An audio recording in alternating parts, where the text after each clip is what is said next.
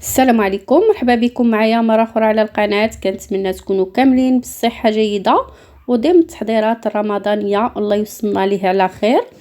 ما نساوش الصفوف، غادي نشارك معكم الصفوف اولا الزميطه بالطريقه التقليديه، الطريقه ديال زمان وبالطريقه ديال الوالده ديالي الله يخليها ليا يا ربي.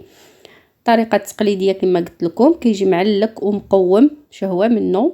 وعلى بركه الله اول حاجه كنديروها كنحمروا الزرع ديالنا ليله قبل، حيت كنديروا كميه اللي كثيره يا البنات. صافي خديت هنايا الزرع ديالي وكناخذ المقله الثقيله، ضروري تحمروه في المقله ديال المسمن، ما ديروهش في الفران. يعني هذه هي الطريقه اللي عقلت على الوالده كديرها. صافي كنبقى نحرك داك الزرع حتى كيولي على هذا اللون هذا كما كتشاهدوا معايا. كنستمروا بالتحريك ديالو، ما كنحيدوش يدينا نهائيا، بحال الا كنقليو الزريعه.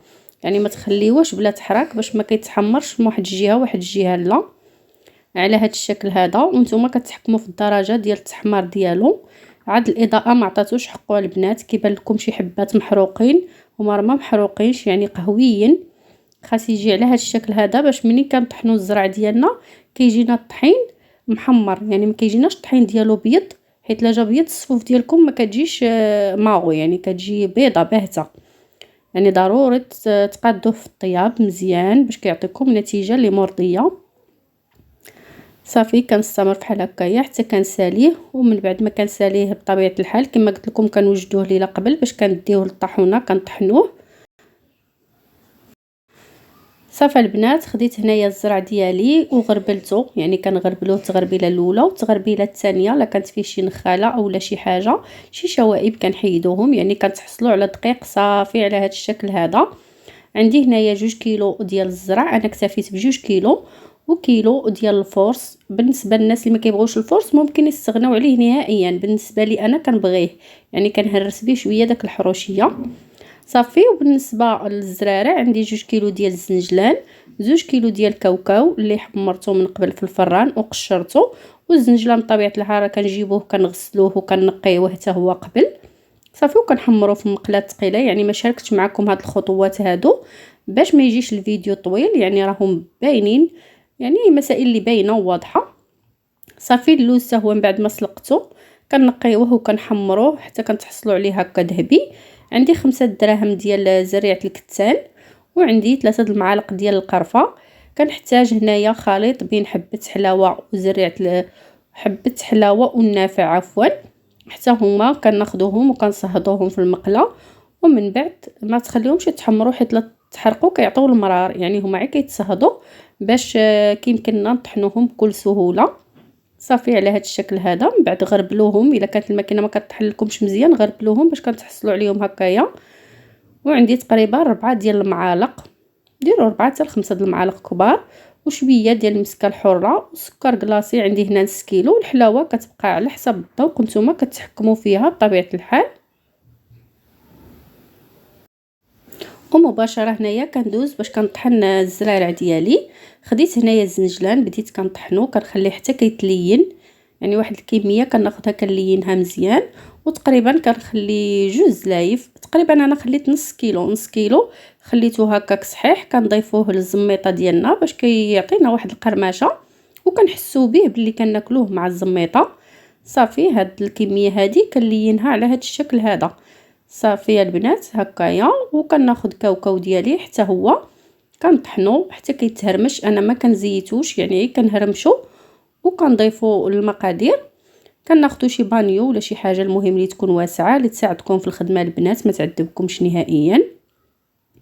وكنستمر هكا. طحنت كاوكاو ديالي كامل هرمشته، يعني تهرمشوه رقيق شويه ما تخليوش صاين، يعني ما يبقاش غليظ باين. وكنهرمشوا اللوز ديالنا. يعني هذه هي الطريقه المعتمده عندي، يعني اللي خديتها من الوالده ديالي الله يخليها ليا. وهاد الطريقه الصراحه كتعجبني وكتعجب حتى الناس. بالنسبه لاختي ديالي كتخدم لي كوموند، يعني صراحه كيحماقوا على الزميطه ديالها.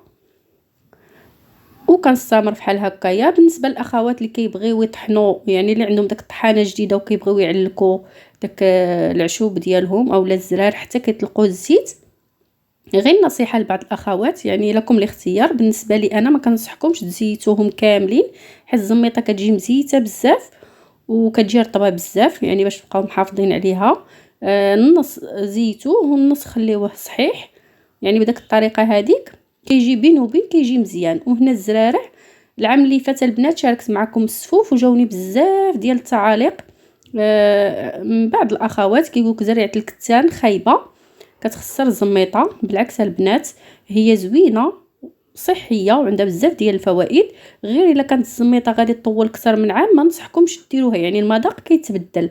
الا كنتو بحالي انايا كديروا كميه قليله فممكن ديروها. يعني بالنسبه لي انا هاد الزميطه هذه ما كتخرج ليش رمضان، يعني كيجي رمضان يسالي تكون تسالات، يعني ممكن ديروها. المهم كنحاول نوصل لكم معلومه. الا كنت تطول عندكم بزاف ما ديروهاش، كانت ما غاديش تطول ديروها تستافدوا منها يعني من الفوائد ديالها. صافي هنايا كنبقى نخدم داك الزرارع، كنحل داك الكويرات اولا الحبيبات كنحلهم هكا على هذا الشكل هذا، وكندخل داك العناصر كاملين مع بعضياتهم قبل ما نضيف الدقيق. يعني هاد المرحله هذه ديروها في الاول صافي تيولي على هذا الشكل هذا كيتبسبس. وهنا كنضيف سكر كلاصي. سكر كلاصي ضفت الكميه، ومن بعد لا جاتني مسوسه راه كنضيفوها، يعني كنخليوها اخر حاجه. ذوقوها الا جاتكم مسوسه كتضيفوا. وكنضيف هنا الدقيق. هانتوما الاخوات الدقيق هذا هو اللون اللي تحصلت عليه كيجي على هذا الشكل هذا. بالنسبه لبعض الاخوات كانوا طرحوا لي اسئله بزاف كيخليو الدقيق ديالهم مرطب عفوا ابيض، الزميطه جاتهم بيضه، كيقول لي واش ممكن نديروا الكاكاو.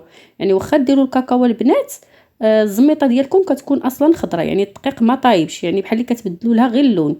من الاحسن في الاول ملي تكونوا كتحمروا الدقيق ديالكم في الفران ولا في الكوكوت نتوما كتحمروه وانتوما كتاخذوا واحد المعلقه وخلطوها بشويه ديال الماء ولا شويه ديال الزيت وشوفوا اللون ديال الدقيق كيفاش ولا، يعني حتى تشوفوا الدرجه اللي نتوما بغيتوها عاد كتطفيو عليه.